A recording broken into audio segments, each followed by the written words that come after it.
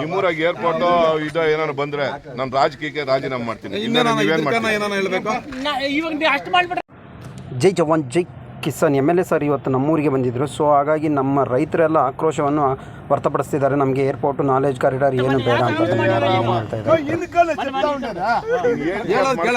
ನಾನು ಬೇಕಾದ್ರೆ ಕ್ಯಾನ್ಸಲ್ ಮಾಡಕ್ ಹೋಗೋದೇ ಮಾಡ್ಬಿಟ್ಟು ಹೋಗ್ತಾ ಇರ್ತೀನಿ. ಹಂಗೆ ಏರ್ಪೋರ್ಟ್ ಬಂದಿದ್ರು ಹೇಳು, ನಾನು ಕ್ಯಾನ್ಸಲ್ ಮಾಡಕ್ ನಾನಿದ್ದೀನಿ. ಬರಿಲ್ಲಲ್ಲ ನೀವು ಬರ್ದಿರಾನೆ ಕ್ಯಾನ್ಸಲ್ ಮಾಡೋದ್ರೆ ನಾನು ಏನ್ ಮಾಡೋದು?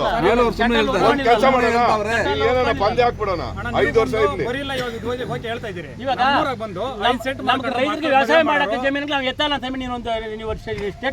ಕೊಟ್ಟಿದ್ದೀನಿ ಅಲ್ಲಪ್ಪ, ಎಲ್ಲಿ ಮೋಸ್ಟ್ಗ ಕೊಟ್ಟಿದ್ದೀನಿ. ಕಲೆಕ್ಟರ್ ಆಫೀಸರ್ಗೂ ಹೇಳಿದೆ, ಕಲೆಕ್ಟರ್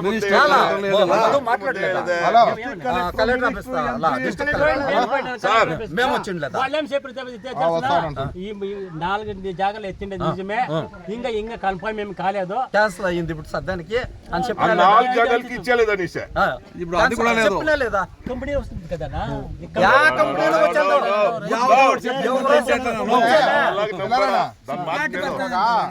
ಪೂಜೆ ಮಾಡಕ್ ಬಂದವ್ರೆ ಪೂಜೆ ಮಾಡ್ಕೊಂಡು ಹೋಗ್ಲಿ ಬಿಡ್ರಿ. ನಿಮ್ಮೂರಾಗ ಇಲ್ಲಿ ಕೇಳೋಣ, ಒಂದೇ ಒಂದು ಹೇಳ್ಬಿಡ್ತೀನಿ. ನಿಮ್ಮೂರಾಗ ಏರ್ಪೋರ್ಟ್ ಇದು ಏನಾರು ಬಂದ್ರೆ ನಾನು ರಾಜಕೀಯಕ್ಕೆ ರಾಜೀನಾಮೆ ಮಾಡ್ತೀನಿ. ಇವಾಗ ಅಷ್ಟು ಮಾಡ್ಬಿಟ್ರೆ ನಾವೇನ್ ಮಾಡ್ತೀವಿ? ನಿಮ್ಮಿದ್ದೇನೆ ಇರ್ತೀವಿ, ನಾವೇ ತೋತೀರಿ. ಬೇಡ ನೀನು, ನಾನು ಅಷ್ಟು ಗ್ಯಾರಂಟಿ ಹೇಳ್ತೀನಲ್ಲ. ನಾನು ఎమ్మెల్యే నేను మన మినిస్టర్ మన ఇన్ఛార్జ్ మినిస్టర్ వాళ్ళే ఒక దీనికి ఎత్తినారు. దాన్ని ఎత్తిన తిరిగి కలెక్టర్ లెటర్ ఇచ్చినారు. ఆ ತರ లెటర్ ఇవ్వమన్న మాకు కలెక్టర్ మీ ఏరియాలో ఏమి చేసేదో ఒకే లెటర్ ఇస్తే మీకే మంచిది కదా, మీకే మంచిది కదా.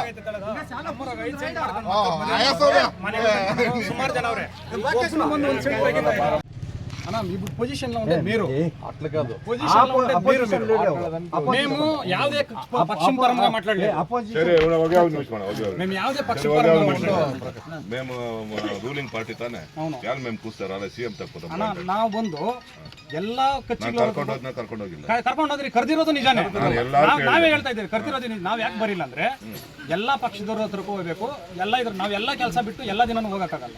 ಎಲ್ಲ ಒಂದೇ ದಿನ ಹೋಗಿ DMK ADMK BJP ಆಫೀಸ್ ಅಲ್ಲಿ ಟಿಡ್ಕೋ ಆಫೀಸ್ ಎಲ್ಲದಕ್ಕೂ ನಾವು ಪಿಟಿಷನ್ ಆಫೀಸ್ ಆಗಿದ್ರೆ ಕೆಲಸ ಇಲ್ಲ. ನಾನು ಹೇಳೋದು ಕೇಳು, ನಿಮ್ ಜೊತೆ ಬೇರೆ ನಮ್ಗೆ ನಿಜ ಹೇಳ್ಬಿಡ್ತೀನಿ. ಇದ್ರಾಗೇನು ಮುಚ್ಚಿ ಮರೆಯಲ್ಲ, ಏನಿಲ್ಲ. 100% ಆಗ 99.9% ನಮ್ಮೂರ ಹತ್ರನೇ ಏರ್ಪೋರ್ಟ್ ಬರೋದು. ಹೊಸದಾಗಿ ನಿಮ್ಮ ಹತ್ರ